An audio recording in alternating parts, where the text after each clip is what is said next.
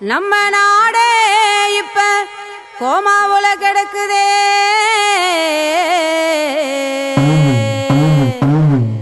வேத்து மத உறவுகள்னா அவன் புல்ரோஸ்ர அனுப்புறான்.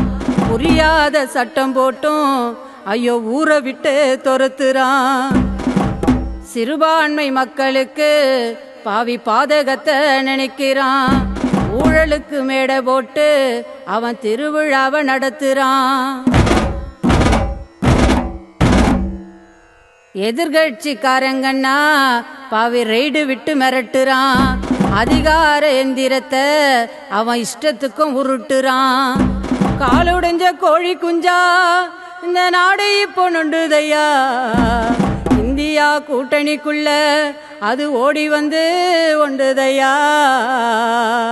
இந்த நாடே ஓடி வந்து ஒண்டுதையா.